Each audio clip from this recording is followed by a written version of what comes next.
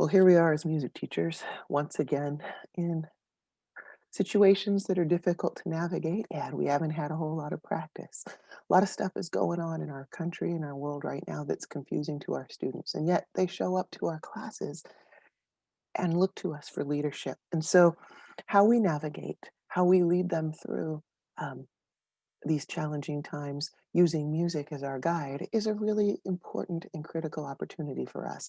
And I want to share with you today the outline of a lesson that I did with my students on January 7th. After the events of what we saw unfolding in real time on January 6th, I'm sure, like me, you were just like wondering, what am I going to do tomorrow when I see my students? Do I talk about it? Do I not talk about it? What do we do? Um, Maybe you had guidance from administrators, maybe not. But whatever happened, the next morning, there were kids there, either in your classroom or on the other side of a virtual class or virtual lens here. Um, and it's hard to know what to do. And I struggled a lot with what do I do? But then I came back to my question I ask myself every day. What do my students need? And how can I use music to help them meet those needs?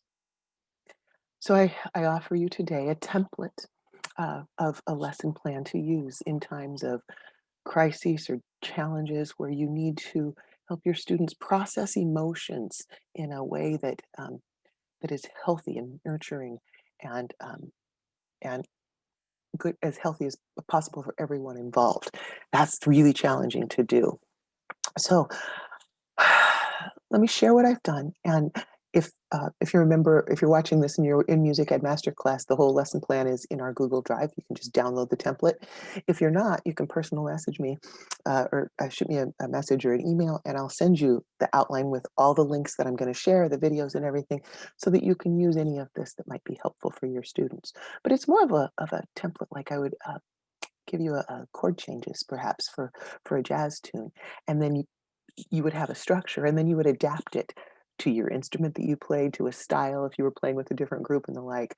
So you can take this template that I'm sharing with you and think about your situation, and maybe I share some songs or something that I use with my students, and you might go, "Well, I would use different music." That's fine. But if as long as you have a purpose for it and you know what you're doing with it, you can use it in really powerful ways. So my purpose with this model lesson was to have a way for my students to use music and then to lead them into discussion so they could process their emotions and respond to what was going on in healthy ways. So, as the students logged into class that day, I had music going. I always have something going on for them. And that day I chose the music from the 1980s when it was made. A bunch of artists got together and created a video called We Are the World. And it was USAID for Africa after a famine, or the famine was going on, and artists saying, "How can we help? What can we do?" And they joined forces and put this together, and all of the millions and millions of dollars raised went to help to save people's lives. And it was a wonderful effort, and it was, artists of all different genres coming together and doing this beautiful work. So I shared that with my students, as we started our class, and then the music ended and we started our class, it gave me an opportunity to talk about when I was their age in the 1980s. I watched a famine, the things that were happening, seeing it on TV, and felt helpless. And then I watched musicians and artists do something and make a difference with their art. And I felt empowered. I thought, wow, we can make differences. So I shared that with the kids, and then talked to them a little bit before we settled into our class about how hard this is as a teacher. I got to be real with my students. I need them to know when things are hard for me, and to know I might stumble, or I might say wrong things, or I might say something that feels right to them but wrong to somebody else, or might make them uncomfortable or have them think about things. So I told them right off the bat, I, I'm doing my best, but there's really nothing that has prepared us as teachers to for how to do this, especially in an environment where I'm looking at computer screens and very few humans. In the classroom, for me, it would be different, not easy, but different, maybe a little easier in that I um, could read the kids easier. I could sense things through their body language and the conversations and tones of voices of what they needed. And we could play music together and use that to help us heal and cope. I don't have those tools because I'm still virtual and you might be too. So I had to be creative. But I talked about how challenging it was so the kids would understand that it's hard for me, but I'm still going to do it. I talked about how after 9/11, it was really scary to go to school as a teacher. And we worried as we watched things unfold on TV that morning and then going in the building and not knowing what was happening and how scary it was. So I know what it feels like to not understand how things are going to unfold. But then I also talked to them about they have an opportunity to decide how they're going to respond in this moment. We had just watched Hamilton, and we talked about history and how history is each person's voice, but only the ones of people who are speaking up and speaking out are the voices that are heard. So how are they going to use their voice? Um, and then I simply said to them, in all of this challenge and confusion, I know I can turn to music to help me help them. There are other teachers might have different tactics, but for me, I was going to use music and conversations around music to help them. So from there, we proceeded into our daily routine. It's important for kids to have routine. On the best of days, routine helps kids get organized, helps them come in and go, I know what to expect. It helps them get settled. On the worst of days, when there's anxiety, when there's unsettled things that have happened, when it's just a hot mess and everything's crazy, that's even more important that we anchor them with the daily routines that they're used to. That brings comfort. So after I welcomed the kids with the music from We Are the World, and I talked to them about how challenging this might be, I said, now we're going to step into what we do every day. And I led them into you, me, and a cup of tea, which is our morning routine that I do every day with them. I did that routine, which is a little conversation with a student that I interview each day, and then that student has picked an anthem that they share, and we use music again and do that. So that was the next 10 minutes of class. And then the thing we always do after you, me, and a cup of tea in class is I do a 4-minute routine, my first 4 minutes of mindfulness. And so on that day, after what happened in DC, I took the students through their typical you, me, and a cup of tea, and then then their 4-minute routine of mindfulness, where I help them literally relax, reduce their heart rates, breathe deeper, re or synchronize us with each other by tuning our brains and our bodies so we could be grounded in what we needed to do in spite of all the things they had seen on social media and on TV and all of those things. I took them through the routine that they normally have. So if you have a routine of some sort that you do with your kids, sticking to that routine, especially on days that are hard, is grounding for them. Then after we did our typical routine, I led the students into a 5-minute video, and I'm going to share that video with you. And again, the link for this, if you choose to use it, is available in the lesson plan that I would gladly share with you. Um, or you might have a different one that would make more sense with you personally. I wanted to use this. I had just done this interview with a former student of mine who's now the director of the music director of the Colorado Symphony. He's been all over the world with Yo-Yo Ma. He's conducted him a couple of times and like. His name is Dr. Brett Mitchell. And Brett and I got together over winter break and we recorded a version of You, Me, and a Cup of Tea for my students.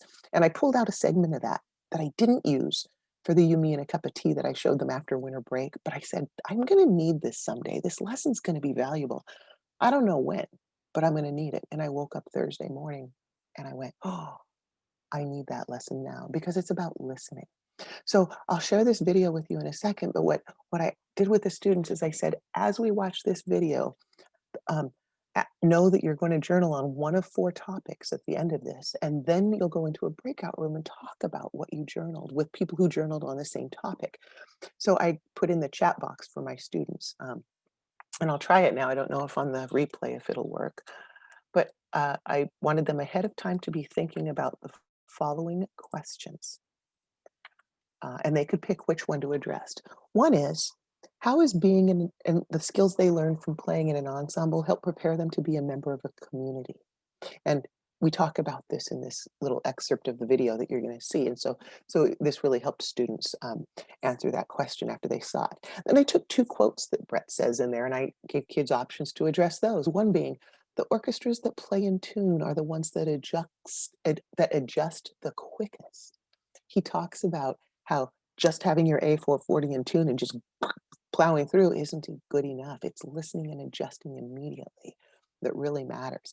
How is that an important life skill, not just as an ensemble member? So I asked my students to think about that perhaps.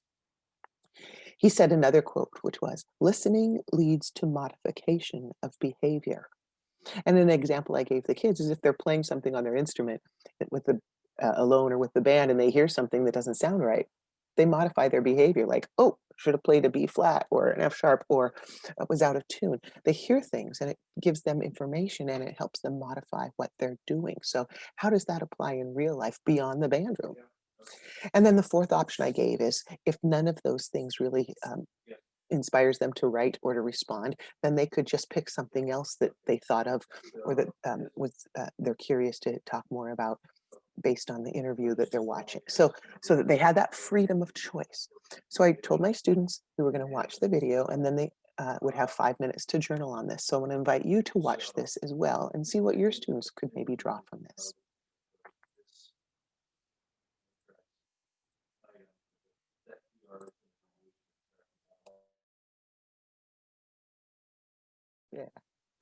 Yeah. Did you learn any non-musical lessons that have served you well through your participation in this ensembles and bands? Any Yeah. takeaways that are not musical though? Yeah, I mean, listen, playing in an ensemble is really about listening. It's not about playing. I mean, you got to play and you got to do your own thing, and that's great. But the purpose of playing in an ensemble is putting your business together with other people's business. And the only way you can actually do that, I mean, if you go in and you're like, man, I am going to just nail this thing, whatever this is, I'm going to nail it. And the rest of y'all, best of luck. And I'll see you at the end. And like, that's, and you may in fact nail the passage and congratulations, but that's not ultimately the point of this. Ultimately, the point is getting your passage together with everybody else's passage. And the only way you can do that is by actually listening. Actually listening. You got to be confident enough with your own business, whatever it is that you're doing, that you can like lay down your part, but you also have to keep both ears completely open to everything else going on around you in order for things to be able to communicate, in order for things to be able to fit. Um, and if you're not listening, you can't communicate. If you're not hearing, you can't communicate. And it's also true that if you go in there saying, I'm going to lay down this lick or whatever it is, laying down the lick is great. But what if somebody else next to you is trying to lay down the lick and they're playing it slightly differently or, you know, slightly slower or slightly faster or whatever it is? If you're not listening, both of you actively to each other, then you're just going to be off from each other. There's a really great truism about orchestras. There's no such thing as an orchestra that plays more in tune than another orchestra. The orchestras that we think play more in tune are just the orchestras that adjust the fastest, that adjust the quickest, because it's not like you just come in and you're like, well, that's my A440 and I'm ready to go and I'm going to just blast through this damn thing. That's just, it just doesn't work like that. You have to be actively listening to each other to make music. Now, you said, are there extra musical lessons? That is the greatest extra musical lesson for me, because the idea that you would only really be carefully listening while you're playing music, assuming you have learned that lesson, and then when you're having conversations, it's like, I'm actually over here, I'm doing another thing, I can't actually be bothered to listen to what the other person is saying, and that's not going to get you very far. So it's really the listening skills and the people skills, of understanding that you must listen to each other, and that listening really leads to, um, modification of behavior, I suppose, is a great way to put that. But if you're really truly listening, it doesn't matter whether you're sitting in, you know, third period band or, you know, in a corporate boardroom meeting.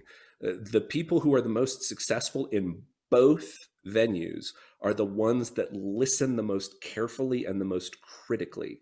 And so that's kind of ultimately what I took away non-musically, or not non-musically, extra musically, was this ability to really listen to people. It's made teaching online band really hard when we rely on our ears and what we Yeah, hear from kids, and being you know, flying blind is what it feels like right now. I don't get to hear their voices very often because we can't have everybody. I mean, I don't get to hear their instruments. I can't hear them express themselves. And that's yeah. been my challenge, is how do I hear their voices? How do I listen to what they need? And how do I adapt? So it's been really hard, but that's a beautiful life lesson. If nothing else, that excerpt, that clip of you just now, I think needs to be heard by everybody out there. That Good. was fantastic. And I hope my Thank you. students listening understand that what Brett's just been talking about also is out in the real world as we try to learn to get along with each other. We have to really listen to one another, especially those people we don't agree with, and try to understand, why might they say this? What can I learn here? And how does this impact? There's a wonderful quote from the composer Gustav Mahler, who says, "What does I don't like this mean other than I don't understand this?" Mhm. Right? So if you don't like this, or you don't like him or her or whatever it is, then perhaps it's about getting a greater understanding of that or him or her. And the only way to get that understanding is by diving deeper and listening. Great advice.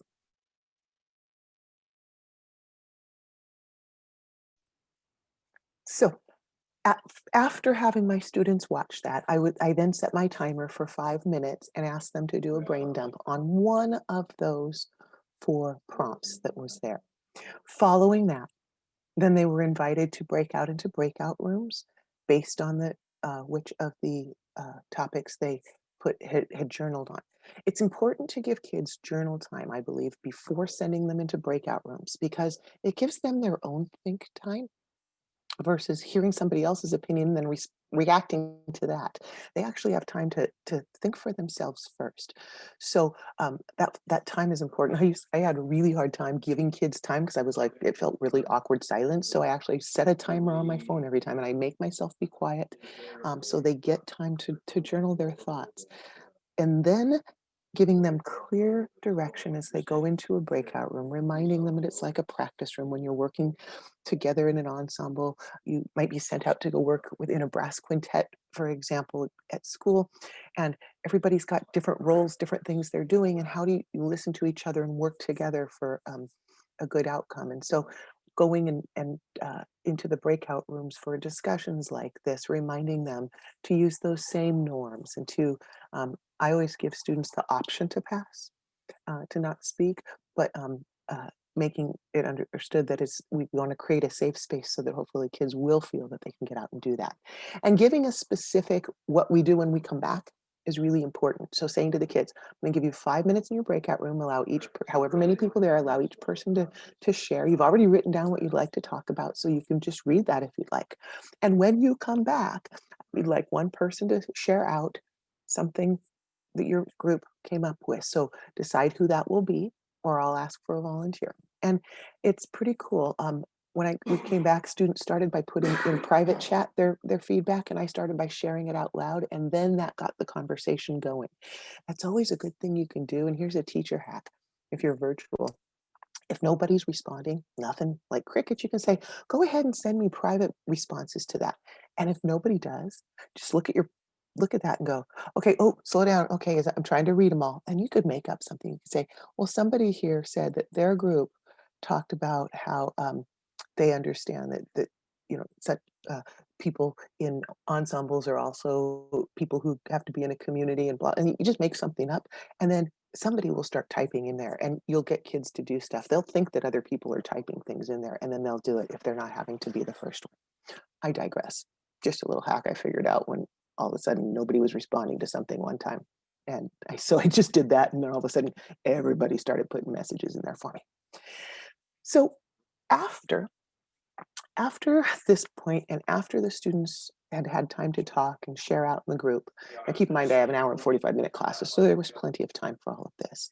Then I brought him, I brought the conversation then full circle, coming back to, you can feel like we're kind of helpless in situations that where so much is going on. We don't know how everything will play out, but we can each speak up when we have to decide what is it that's important to us, and how do we speak up for inequities or injustices or for the things that we believe in, because we only each have just one voice, right? I have one voice, you have one voice, but what if we speak up? And I give my kids this example of, if you were to walk into the band room, my band room is cavernous, huge. What if you walked into the band room and it was pitch black and all you had was a single candle, and you walked in, it would be very dark except where that candle was. And if you took that candle and you knew that there was tables or a bunch of candles on them, and you went over to one and you went like this and lit another candle, all of a sudden there'd be twice as much light.